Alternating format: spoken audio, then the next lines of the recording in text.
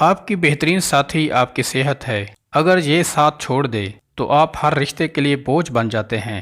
اللہ کریم آپ سب کو اچھی اور بہترین صحت عطا کرے، آمین۔ سر میں کڑوا تیل ڈالنے سے سر کی جوئیں پیدا نہیں ہوتی اور نہ باقی رہتی ہیں۔ بکری کا دودھ پینے سے جتنا چاہو دن میں کام کر لو، کبھی جسم کو تھکاوٹ محسوس نہیں ہوگی۔ نہار منہ نیم کے پتوں کو دیکھو، نظر ٹھیک ہو جائے گی۔ پیشاب رک رک کر آنے لگے تو سمجھ جاؤ گردے ٹھیک سے کام نہیں کر رہے ہیں۔ پیٹ کی ہوا خارج نہ ہو رہی ہو تو جان لو کہ آپ کا دماغ کمزور ہونے لگا ہے۔ میتھی کی روٹی دہی کے ساتھ کھا لینے سے دماغ مضبوط ہو جاتا ہے۔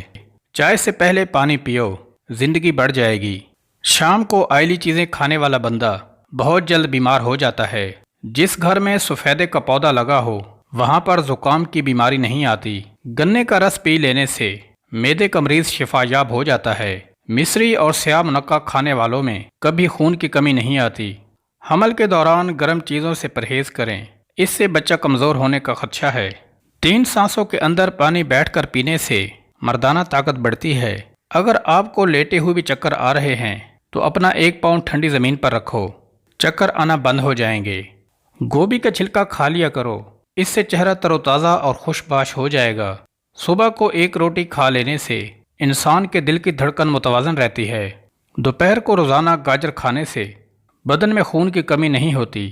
سخت ہونٹوں کو نرم و ملائم کرنا ہے تو ہونٹوں پر گلاب کا عرق لگاؤ، ہونٹ نرم ہو جائیں گے۔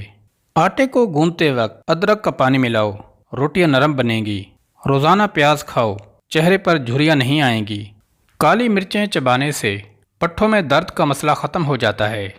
کڑوے بادام کھانے سے نظر کمزور ہو جاتی ہے۔